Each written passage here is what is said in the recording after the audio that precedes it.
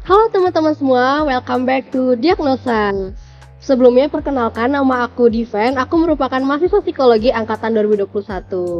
Nah, tema kita di Diagnosa kali ini yaitu topik yang mungkin lagi hot-hotnya ya, khususnya di Fakultas Psikologi, yaitu mahasiswa berprestasi dan juga PKM. Nah, di sini aku nggak sendirian, aku udah ditemenin oleh dua narasumber kita yang kece, yang expert dan juga udah berpengalaman nih di bidangnya masing-masing. Nah, di sini udah ada Bang Jeffrey dari angkatan 2020, merupakan mahasiswa berprestasi utama dari Fakultas Psikologi, dan juga udah ada Eva yaitu finalis PKM nasional dari psikologi. Mungkin boleh perkenalan dari Evanya dulu. Halo teman-teman, kenalin nama saya Eva Lestari Simulon, saya dari angkatan 2021 dan puji Tuhannya kemarin saat PKM itu Eva dan tim itu sampai ke tahap nasional atau timnas. Sekian Kak.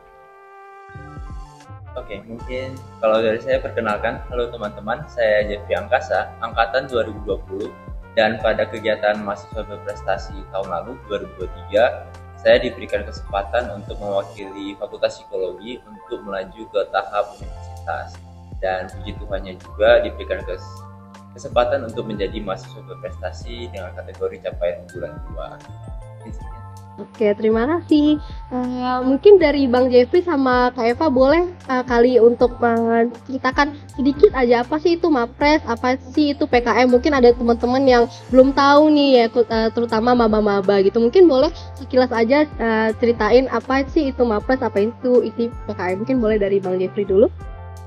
Oke, jadi kalau MAPRES, mahasiswa berprestasi itu adalah ajang pemilihan yang dilakukan nasional ya dari PTN-PTN se-Indonesia, dan itu adalah ajang untuk mencari mahasiswa berprestasi untuk ditempatkan pada suatu wadah untuk menunjukkan kapabilitasnya dan untuk menentukan siapa yang mahasiswa yang berprestasi. Kalau untuk tahap-tahapnya sendiri apa aja, Bang?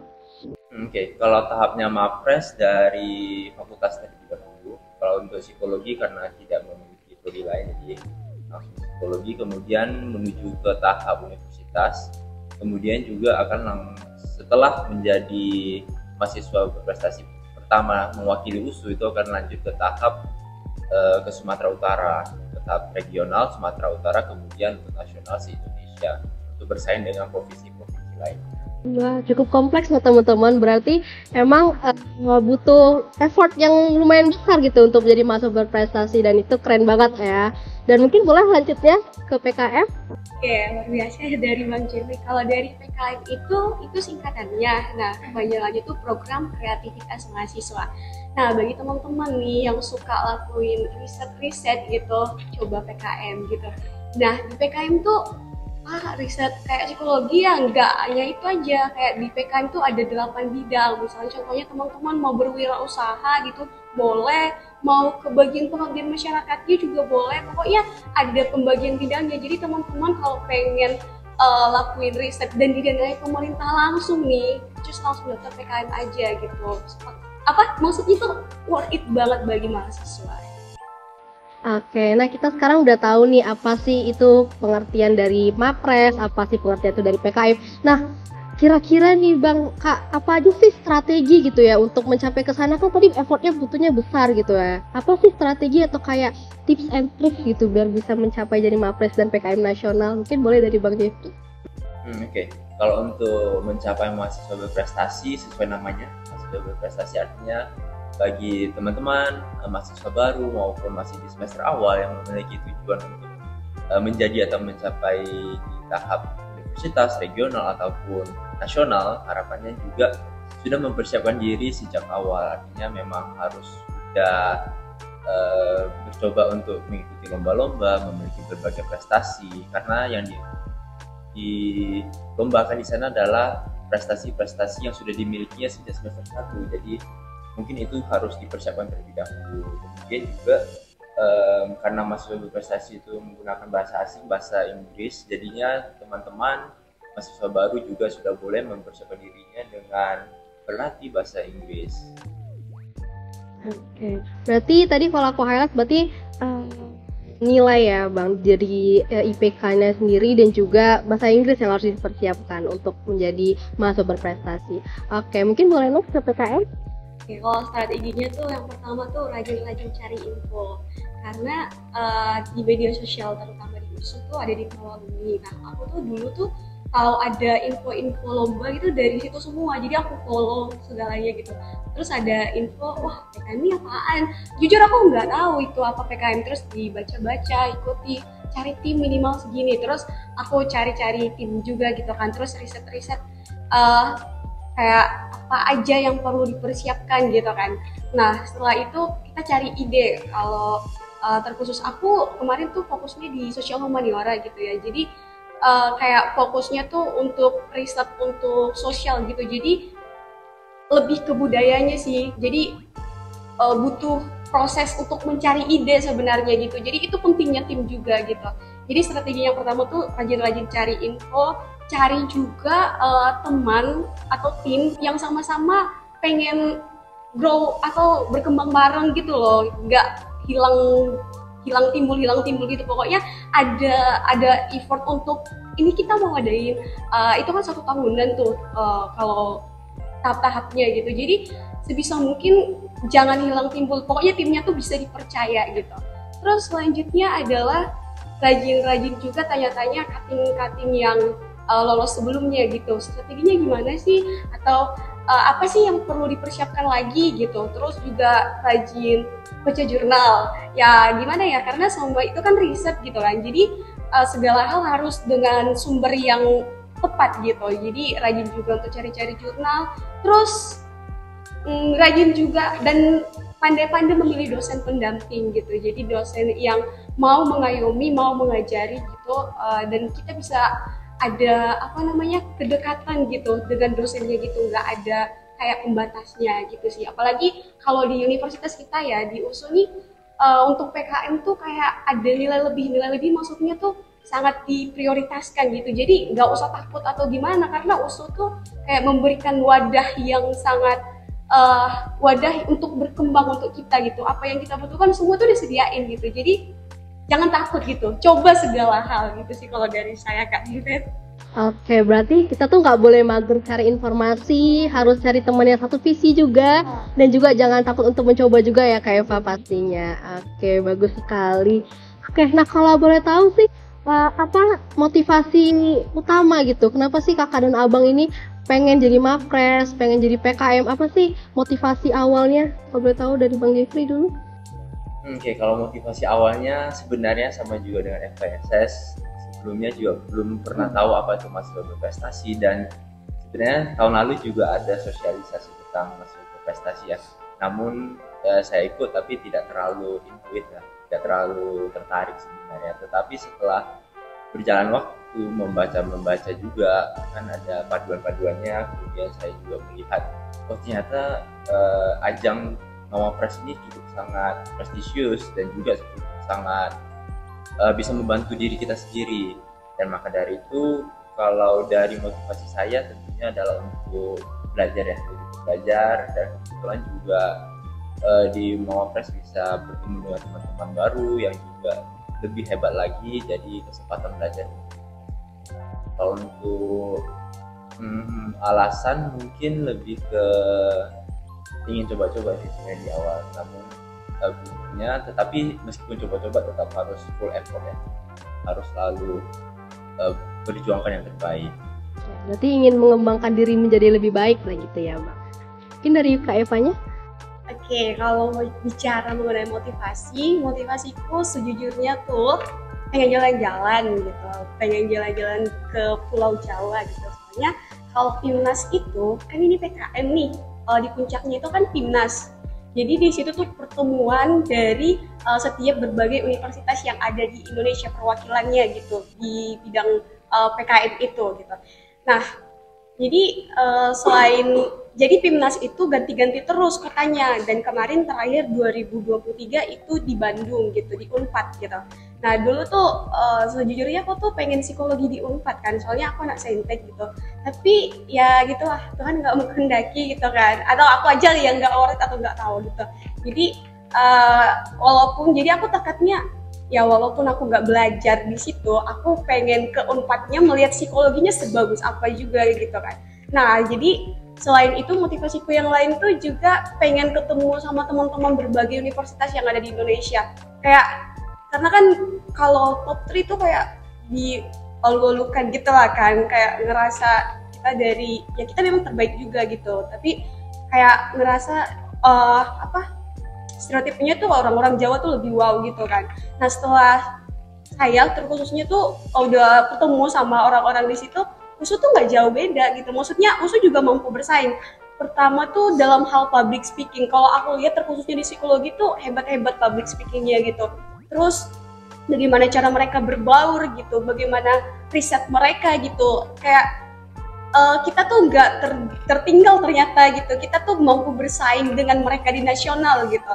Terus motivasiku selanjutnya adalah pengen ngembangin di riset sih terlebih. Soalnya nanti kan kita bakalan skripsian gitu kan. Nah skripsi itu kan riset juga. Jadi nantinya kalau aku udah berpengalaman di PKM gitu, lakuin riset kan. Jadi nantinya di skripsi bakalan lancar gitu. Dan memang betul kata dosen pendamping di PKM-ku, PKM RSH, Riset Sosial Humaniora, memang itu katanya bisa menjadi judul skripsi kita, tapi dengan berbagai penyempurnaan yang ada juga gitu. Jadi itu sih motivasiku juga selain memperluas networking gitu, terus juga mengasah bagian skill, soft skill dan hard skill gitu. Karena di situ juga dilatih editing juga kayak untuk PPT, buat PPT, poster gitu. Terus juga melatih bagaimana kemampuan public speaking untuk ditingkatkan, gimana presentasi yang benar gitu. Jadi itulah motivasi saya Kak Diven. Oke, mungkin tambahan informasi ya, jadinya tuh kalau lolos timnas tuh bisa dapat jalan-jalan gratis gitu ya Kak Eva, dari transport, hotel, makanan, bahkan juga dapat tambahan uang lainnya gitu teman-teman. Jadi sangat menarik ya buat teman-teman, cus aja langsung daftar PKM, nggak usah ragu-ragu ya. Oke, nah terus kita lanjut ke pertanyaan berikutnya. Nah tadi kan Bang Jeffrey sama Kak Eva udah ngejelasin ya kayak sebegitu panjangnya lah gitu prosesnya, effortnya juga besar. Nah kalau boleh tahu nih, apa aja sih sukanya, dukanya selama menjadi Mapres dan PKM nasional ini? Pernah nggak sih kayak dicap gitu atau kayak dimanfaatin label pinter gitu sama teman-teman yang lain? Dari Bang Jeffrey? Oke. Kalau untuk suka dukanya kemungkinan harusnya lebih besar sukanya ya. Kalau sebagai Mapres harusnya lebih banyak sukanya, meskipun memang cukup banyak juga dukanya. Mungkin duka yang dimaksud adalah lebih ke effort ya, lebih ke waktu yang dituangkan, juga waktu yang cukup panjang ya. Kalau teman-teman berhasil sampai tahap universitas, mungkin juga dari universitas melaju ke regional, kemudian juga ke nasional juga, jadi tahapnya cukup panjang. Belum lagi dari satu tahap ke tahap berikutnya terdapat banyak revisi yang dibutuhkan, jadi harus banyak effort. Kemudian kalau untuk sukanya tentunya lebih ke belajar lebih banyak, karena kalau kita melakukan research juga ya, mungkin nggak terlalu berbeda juga dengan Eva, melakukan research juga memiliki pembuatan presentasi, menjelaskan kepada dewan juri. Kemudian dari sana kita bisa belajar lebih, kita bisa membuat diri kita lebih terpacu untuk belajar lebih. Nah, kemudian juga setelah kita mengikuti di tahap universitas, kita bisa berkesempatan melihat presentasi dari teman-teman Mapres fakultas lainnya, dan itu yang membuka wawasan saya. Ternyata luar biasa sekali teman-teman Mapres yang lainnya dari fakultas lain, karena kan selama ini di psikologi saja, jadi ya terbatas tentang ilmu psikologi. Nah kemudian kalau kita melihat dari teman-teman fakultas lainnya, kita bisa memperoleh insight-insight baru yang belum pernah kita tahu. Ide-ide mereka juga cukup sangat cemerlang, dan itu bisa menambah pengetahuan kita juga. Dan tadi juga mungkin networking juga ya. Ini penting banget ya Bang, punya networking gitu, soalnya kita bisa menambah wawasan kita, menambah relasi, terus kita juga bisa banyak belajar juga ya terhadap teman-teman yang keren-keren juga. Mungkin dari Kak Eva? Kalau dari aku setuju sama Bang Jeffrey tuh kayak kalau kita ada achievement gitu kita nggak fokus ke dukanya gitu, kita lebih fokus ke banyak sukanya aja gitu. Tapi kalau dipikir-pikir ya sukanya itu pastinya ya kayak yang di-spill oleh Kak Diven bisa jalan-jalan gratis gitu kan, karena dari musuhnya juga kayak ada effort apa besar juga di PKM gitu. Nah kalau terus juga kita bisa ketemu, memperluas networking juga gitu. Kalau di dukanya itu ya gitu, kita harus bisa membagi waktu antara kuliah dan juga untuk riset kita gitu. Dan juga itu karena ini tim, jadi perlu ada kayak berjumpa untuk bahas gitu, diskusi gitu. Nah kadang kami kesulitan memilih kapan waktu diskusi untuk PKM kita gitu, untuk melaju Pimnas, Pimnas gitu kan. Jadi ya sebenarnya di manajemen waktunya gitu kadang. Terus kalau ada jadwal yang tabrakan juga, misalnya ada teman-teman yang lagi presentasi jadinya kita cuma diskusi nggak full tim gitu, itu sih dukanya. Selain itu banyak sukanya deh, nggak terjelaskan karena saking banyak sukanya gitu.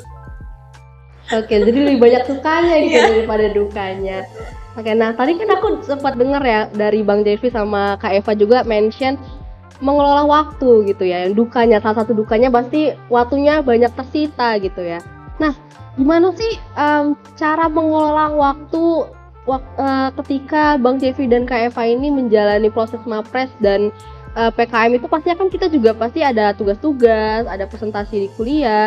Nah, gimana caranya kita bisa buat ngebalance nih antara Mapres, PKM dan juga mempertahankan IPK ataupun akademik kita. Mungkin dari Bang Jeffrey, boleh? Oke. Kalau untuk Mapres tahun lalu dimulai di awal tahun 2023, bulan-bulan 3, yang artinya saya masih di semester 6 ya. Semester 6 yang notabene-nya cukup sangat sulit, sangat meriuhkan dan padat, dan pada saat itu juga saya mengikuti kegiatan Mapres ini. Tentu manajemen waktu sangat penting, gimana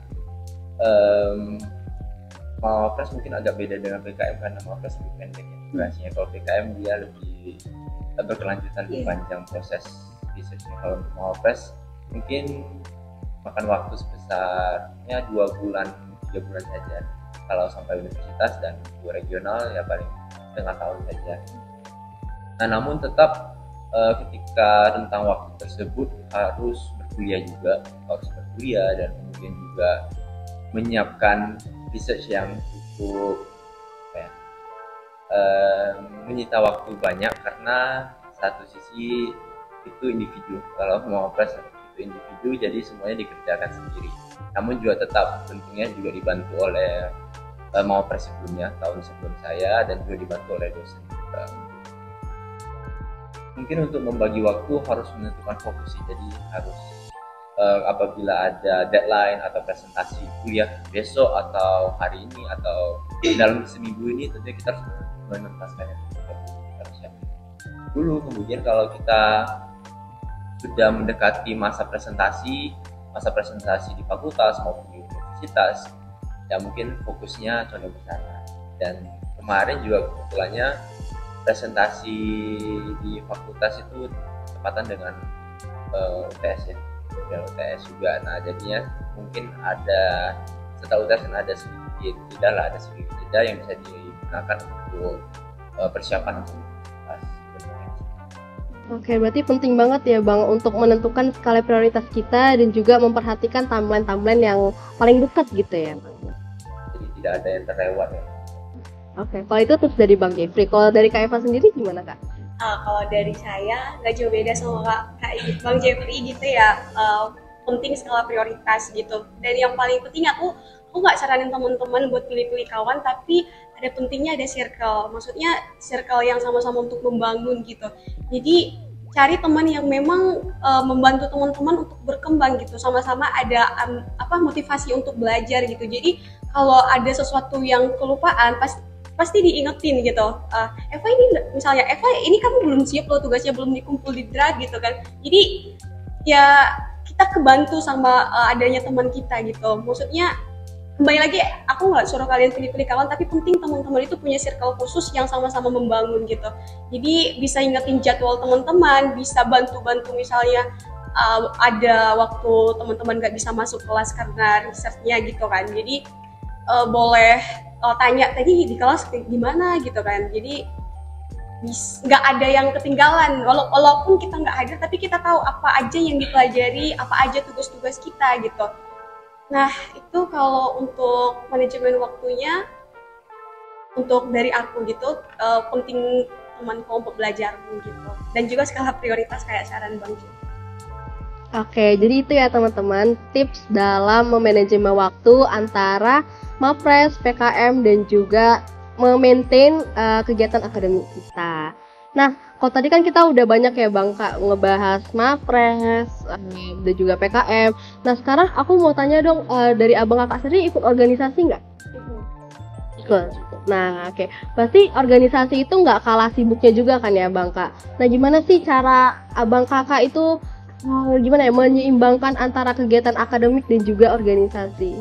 Kalau boleh tahu organisasinya apa aja dulu Bang? Sama Kakak. Ada Bang Jeffrey dulu deh. Oke. Kalau saya kebetulan organisasi saya di kelompok studi pasar modal juga udah lama, 2 tahun sih tahun ini jadi ketuanya. Kalau dari Kak Eva sendiri? Kalau saya kalau aktif di organisasi kampus tuh semester 3-an 4 gitu lah. Kalau sekarang lebih ke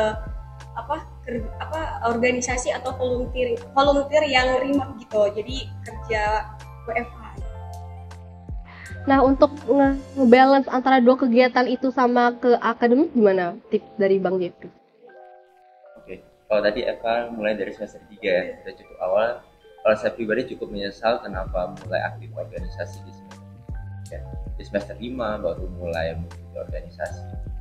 Kalau untuk organisasi pastinya cukup tambah sangat sibuk lagi. Udah cukup sibuk dengan perkuliahan, mungkin ditambah lagi dengan organisasi. Tapi mungkin puji Tuhannya kalau saya pribadi cukup bisa manage waktu dengan baik dan juga bisa menyimbangkan keduanya dengan baik, jadi tidak keteter lah. Mungkin cara yang saya lakukan sama juga, kita harus memaksimalkan waktu yang kita punya, karena setiap orang kan punya waktu yang sama, juga sama-sama 24 jam, jadi kita harus make use of time sebaik mungkin. Jadi kita tidak melakukan hal yang tidak terlalu penting, mungkin tidak terlalu reserve hal-hal hiburan. Mungkin kita bisa stop terlebih dahulu apabila memang cukup padat jadwalnya. Kita stop dulu yang hiburan, kita berfokus pada kuliah maupun untuk mengatur organisasi. Oke. Kalau itu dari Bang Jeffrey, kalau dari Kak Eva sendiri? Kalau aku beda ya sama Bang Jeffrey, aku tuh termasuk susah untuk ngatur waktu sebenarnya gitu.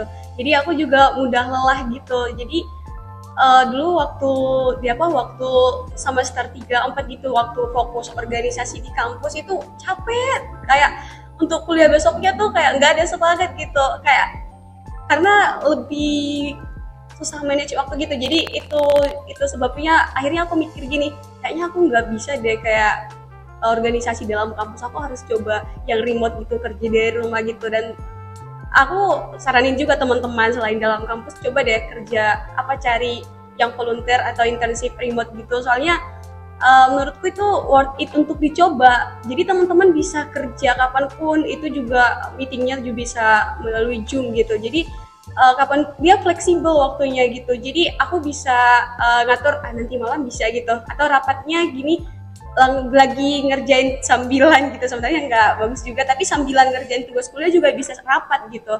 Jadi aku sekarang tuh setelah semester 3 atau 4 gitu fokus organisasi di kampus, aku udah nggak lagi, aku fokusnya di organisasi yang remote gitu, dan sekarang juga masih aktif gitu. Dan bagiku itu lebih cocok untuk aku yang lumayan susah memanage waktu gitu. Itu aja sih. Oke, nah keren banget kan teman-teman tips dari Bang Jeffrey tadi. Perlu kita ingat, kita semua pasti punya waktu yang sama, which is 24 jam. Itu tergantung gimana cara kita ngekontrol diri kita untuk bisa manage waktu yang baik. Dari Kak Eva juga, kalau aku lihat tuh orangnya sangat eager to learn person ya, dimana ada aja gitu kegiatannya, yang magang virtual lah, yang volunteer, dan itu keren banget loh teman-teman, dimana banyak banget gitu kegiatannya yang positif daripada kita kayak cuman mager-mager nggak jelas kan. Jadi better untuk diisi dengan kegiatan-kegiatan positif. Nah, kalau dari kakak abang sendiri, ada nggak sih pesan atau saran gitu ya, mungkin buat adik-adik ataupun teman-teman kita semua gitu yang pengen seperti kakak dan abang nih, banyak prestasinya, terus juga bagus di kegiatan akademik gitu. Mungkin mulai dari Bang Jeffrey.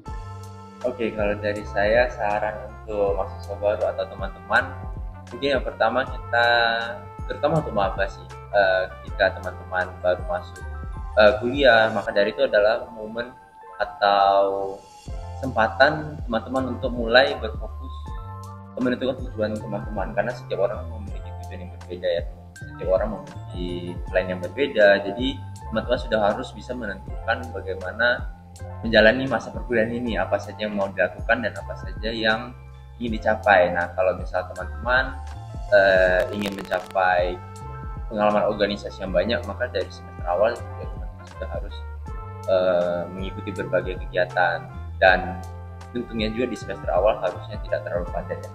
Kegiatan perkuliahan harusnya tidak terlalu padat sehingga bisa dimaksimalkan. Kalau teman-teman ingin prestatif atau mengikuti masa berprestasi, terutamanya adalah dari awal sudah harus menimbun prestasi, karena itu menjadi komponen nilai yang paling tinggi yang diajangkan di Mawapres.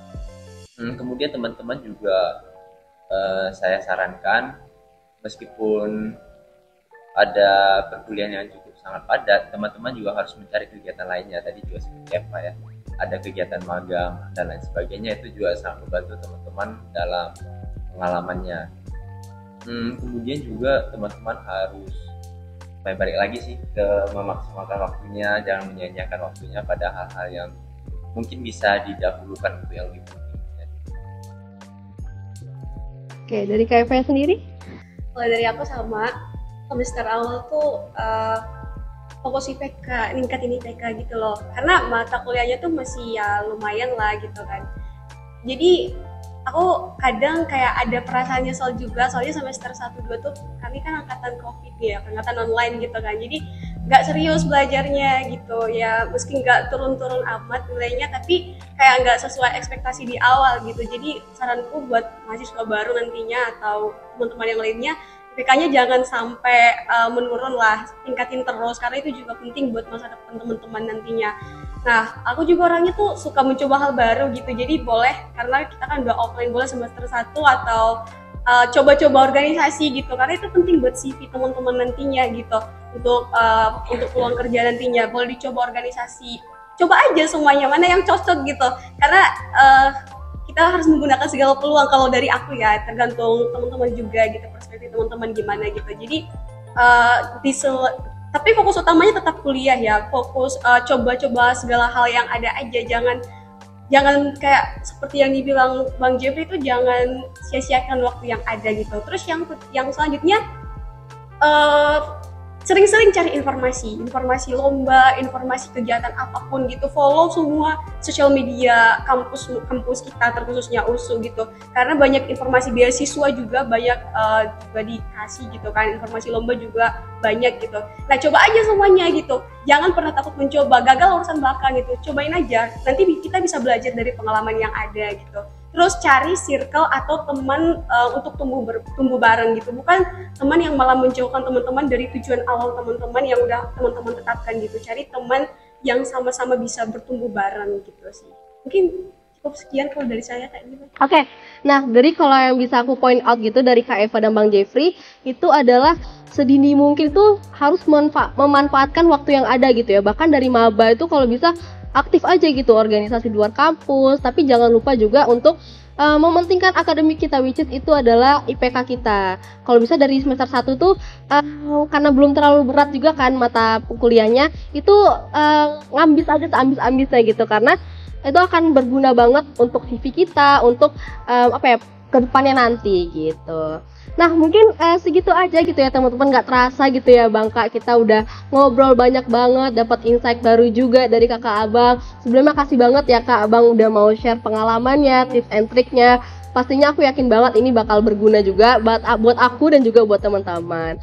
Nah, mungkin sekian aja teman-teman di Diagnosa episode kali ini.